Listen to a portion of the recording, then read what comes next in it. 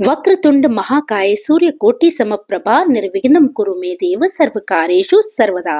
राधे राधे भक्तों, आप सभी को पौष मास की संकष्टी गणेश चतुर्थी की हार्दिक शुभकामनाएं। आज आप सुनिए इस व्रत की कथा।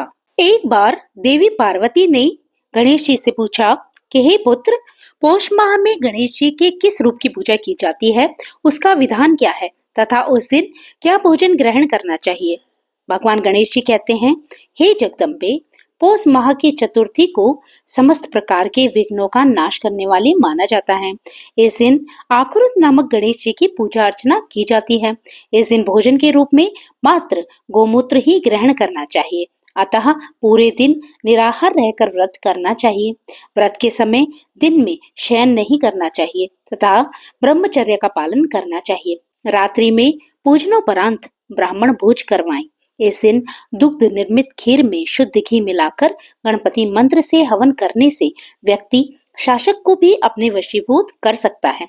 इसके विषय में हम आपको एक प्राचीन कथा सुनाते हैं, आप ध्यान पूर्वक सुनिए। एक समय रावण ने अपने बल के अभिमान में चूर होकर सभी देवताओं को परास्त कर दिया। तदुपरांत उसने संध्या उपासना में लीन वानरराज बाली पर भी आक्रमण कर दिया।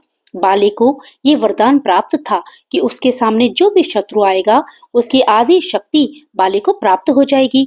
अतः बाली ने अपनी शक्ति से रावण को पराजित कर दिया और उसे अपनी काख में दबाकर आकाश मार्ग से घूमते हुए किष्किंधापुरी में ले आया तथा उस बंदी रावण को अपने पुत्र अंगद को खिलौने के रूप में खेलने के लिए प्रदान कर दिया। अंगद ने रावण के गले में रस्सी डालकर उसे नगर में घुमाना शुरू कर दिया। लंकापति रावण की ये दुर्दशा देखकर सभी नगरवासी उसका उपहास करने लगे। अपनी ये दुर्दशा देखकर रावण का अभिमान गलित हो गया तथा उसने मन ही मन अपने नाना श्री पुलत्स्य मुनि का स्मरण किया। अपने नाती की पुकार सुनकर पुलत्स्य मुनि वहां उपस्थित हुए तथा आश्चर्य करने लगे कि उनके शक्तिशाली नाती की ऐसी दुर्दशा क्यों हुई। उन्होंने रावण से उनका स्मरण करने का कारण पूछा तो रावण ने कहा, हे पितामह, देवताओं को पराजित करने के कारण मुझे अभिमान हो गया था, जिसके फलस्वरूप मेरी ये दुर्दशा हुई है। मैंने पश्चिमी महासागर के तट पर संध्या उपासना में लीन एक वानर राज को देखा तथा उस पर पीछे से आक्रमण करने का प्रयास किया, किंतु उसने मुझे ही बंधक बना लिया। उसने मेरे गले में रस्सी बांधकर अपने पुत्र को मुझसे खेलने के लिए दे दिया। मेरी इस स्थिति को देखकर समस्त जनता मेरा उपहास कर रही है। मैं अपनी इस दुर्गति से व्यथित हो गया हूँ तथा इस रस्सी ने मुझे बलहीन कर दिया है। हे प्रभु, अब मैं क्या करूं? अब आप ही मेरी रक्षा कीजिए।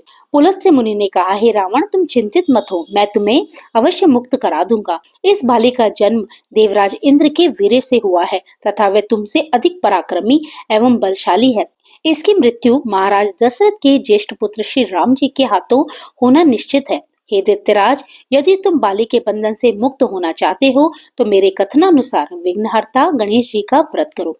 प्राचीन काल में वृतासुर की हत्या के प्रायश्चित हेतु देवराज इंद्र ने इस व्रत को किया था, अतः तुम भी इस संकट नाशन व्रत का पालन करो। इस व्रत के प्रभाव से शीघ्र ही तुम्हारी समस्त पीड़ाओं का शमन होगा। इतना कहकर ऋषि पुलत्स्य वन की ओर चले गए। अपने नाना के आदेश अनुसार रावण ने व्रत का अनुष्ठान किया। हे माते, व्रत के प्रभाव से रावण तत्काल बंधन मुक्त हो गया तथा उसे अपना राज्य सुख पुनः प्राप्त हो गया।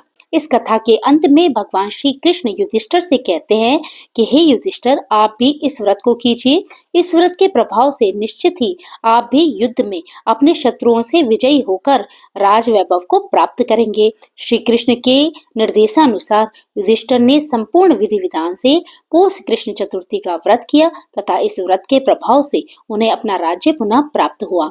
तो भक्तों, ये थी आज की आकुरत संकष्टी चतुर्थी की कथा। आशा करती हूँ कथा आपको अच्छी लगी होगी।